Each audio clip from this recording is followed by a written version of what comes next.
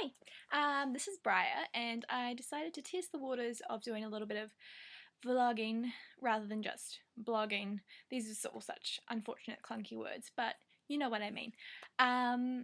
Basically, if you've linked into this not through one of my regular Twitter accounts or blogs or whatever, my name's Briar.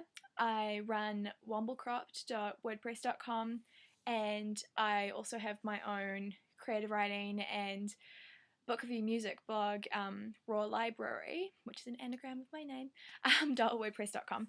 And but Womblecropped is what I'm here about, really. It's my own personal blog and open for other people's stories as well about IBD, or inflammatory bowel disease, which I am a, lucky recipient of myself, hence the t-shirt, thanks to ostomy.com.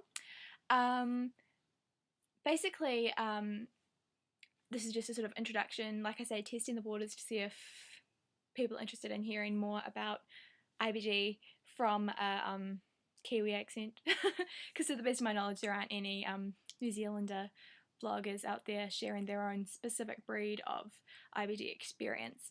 So I decided to sort of share my voice among all the other IBD and ostomy bloggers that are out there, vloggers rather, I suppose, and see how we go. So like I say, my name's Briar, I'm 23, and I am currently in that weird nether space between Crohn's disease and ulcerative colitis, partly just because I'm waiting for my next GI appointment. But basically I've been symptomatic since 2008, I guess, late 2008, when I was 18. Only got myself to the doctor in sort of late 2010, because who really at 19, 20 wants to be going to the doctor to talk about how they've been having chronic diarrhea and bleeding? At least I myself wasn't as practical as perhaps some people are, or for whatever reason wasn't as disturbed by this as one probably should be.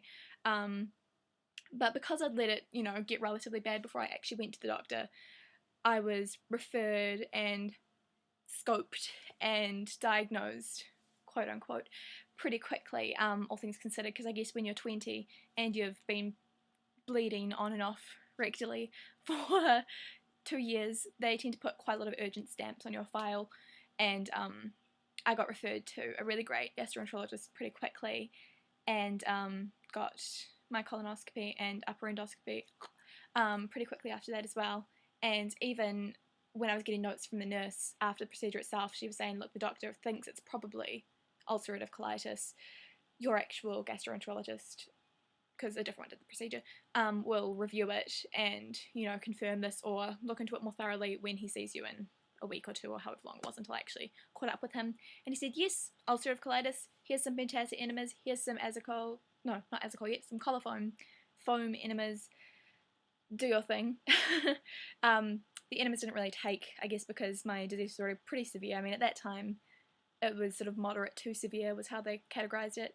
So keeping things in didn't really work. If this is TMI, then you probably shouldn't be watching an IBD vlog. That's what we talk about. So then I started on azicol, which I'd basically been on then since the beginning of 2011 until September this year, which I'll get to later. That didn't really do much, so I added azathioprine to the lineup about 6 months later. A full year later, still wasn't anywhere near remission, and I got placed on a drug trial for a colitis-specific biologic treatment, because infliximab, or Remicade, as I know most Americans and stuff would do refer to it, is funded for colitis here, but not typically for left-sided colitis, which is what I have/had. So they were going to have to jump through quite a few hoops to get me approved for it and whatnot. Because, I mean, I don't have health insurance or anything. It's not unusual to not have health insurance here, because everything is publicly funded. It's just you get a few more options, potentially, if you're on health insurance. But obviously that would be beyond my monetary capacity right now, because there is no way in hell that would cover me now for anything relating to my UC, or IBD. Let's phrase it as that for now. So I went on this trial, first on the double blind, so they didn't know if I was on the real thing. I didn't know if I was on the real thing, but I went to my injections every week, got my blood tests taken every week, had a flexible sigmoidoscopy, since I'm just left-sided, every 3 or 4 weeks, so that was uber fun. Didn't do anything, so they put me on the open label, still didn't do anything. So finally I succumbed to prednisone, which I'd been avoiding for so long because since my disease was limited to my colon as far as they could tell, or in part that's why I suppose, weight loss has never been an issue for me, since, you know, nutritional absorption is in the small intestine, and my small intestine's spotless apparently. So prednisone is not great for if you don't feel like gaining weight, and you know, for some people with Crohn's especially, that's great because often you'll get really underweight and quite malnourished from the disease itself, so prednisone can be a blessing in some ways. But for me, it just meant I piled on like another 12 kilos in a month, and had more depression issues than I'd ever had before, which had occurred before, you know, chronic illness, not so great when you're in your early 20s, to the point where I had to go on antidepressants. So I was also at the same time starting infliximab because they were like, well, we've got to, you know, try something, let's do everything. So that was the beginning of this year, and come May, I still wasn't really responding as they would like me to the infliximab. I'd tapered off the pred and it didn't have any lasting effects on me. So they said, well, surgery. So, you know, I'd been realistic about this for quite some time. I'd come to terms with the fact that I was probably going to need to have a colectomy at some stage in the future, and my GI had always said, you know, you have a classic case of colitis. So I sort of figured, well, you know, it's a cure, and I say that in quote marks because I know people do still get the secondary symptoms, and it's not as if having an entire organ taken out is a conventional cure for a disease.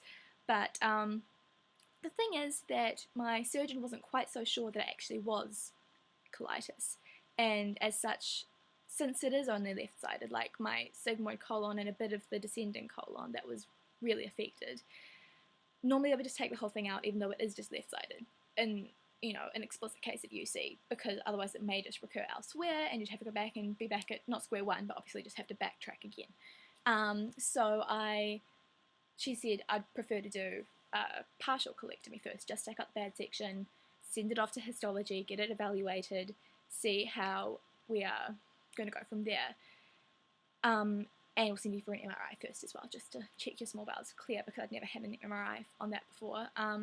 So I had the MRI, small bowel was fine, so in my not as informed as I am now mind, I thought, cool, no small intestinal involvement, not Crohn's. Forgetting that I had actually read of cases where people had Crohn's limited to the large intestine. So I went in for the surgery with my little bracelet on saying Hartmann's procedure, which is the partial colectomy, plus minus subtotal colectomy, laparoscopic plus minus open procedure. So basically it was a case of you may wake up with, you know, about a third of your colon gone and some teeny tiny incisions, or we might take the whole thing if it all looks bad when we go in, and you might have a giant cut. So it did turn out to be the former, you know, everything went as planned. But when I had my follow-up about a week and a half ago with the surgeon, you know, all expecting to hear, yay, cool, we'll go ahead with the replumbing, as it were, in the summer. And like I say, I'm in New Zealand, so summer being December, January, etc. I thought, you know, going into this is going to be great. I was going to have my surgery potentially maybe at the beginning of December, so I'd be all healed up in terms of actually going back to school next year, doing some post-grad work, which I'd not been sort of, you know, physically capable of. I barely scraped through my degree in the end. But then she says, so we've looked at it in histology, or the, you know, the people in the lab have, and she sort of drew me the little diagram, which I will do with my fingers because that works too, of the large bowel wall, which is about 3 layers rather than 2 layers like the small intestine has, as I understand it. Not that I have as much in-depth knowledge of the workings of the small intestine. And she said in ulcerative colitis, the inflammation goes that far through the top layer, and that's what they can see in colonoscopy biopsies, because obviously they can't dig right through, because then you'd go septic and that'd be a whole other problem. But in Crohn's it can go all the way through, and I did know that in theory, I guess, but I'd not really thought that much about it, because as I say, I'd sort of distanced myself from the idea that it could be Crohn's because of the clear MRI. But she said, and in Crohn's, you know, it'll go all the way through. and my inflammation does go deeper than ulcerative colitis typically would. So, like I say, I'm waiting for my follow-up with my regular gastro, as opposed to the colorectal surgeon. But at this stage, the surgeon was saying from her observations, and they are going to recheck it because it does, have reasonable repercussions, it does favour Crohn's, which is kind of a little bit terrifying, something that I never really considered as being a serious possibility, even though I've seen so many posts that people, share saying, they were diagnosed with colitis, they had the ostomy, they then had the J pouch, and then they were re-diagnosed as Crohn's because it spread into the small intestine. But, just because I'd always had my GI telling me you've got a classic case of ulcerative colitis, it hadn't really occurred to me that I would be one of those lucky people. So I'm still in flux a little bit at the moment, but it does mean that my surgery is being pushed back. My surgeon thought, in the new year, but then I pointed out, well, I would actually really like to get back to study, since in theory I am actually feeling quite a lot better than I had been before. I'm still not perfect, but it may just be a bit of IBS on the side, because it does, happen. Just because I've got the bad bit taken out doesn't mean I can eat whatever I want now. But it does mean that I'll probably be stuck with my good friend Buffy, my lovely name for my wee pet ostomy down here, until probably the end of next year at this stage, because, you need to allow for a reasonable amount of time to recover, and I'd rather not risk, interrupting what is only a 1-year course of study with the potential issues of extended recovery or complications from surgery. So it means it does give me an excuse to splash out on more sexy ostomy wear, hence my intestinal fortitude t-shirt that I bought along with another pair of the ostomy booty shorts. I think I'm going to wind up collecting a few pairs of those now.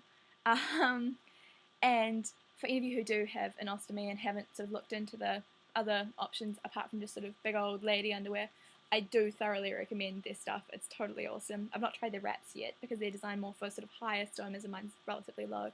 But the booty shorts are awesome. I would model them for you, but I'm sort of in an awkward position to do it without kind of thrusting myself at the webcam.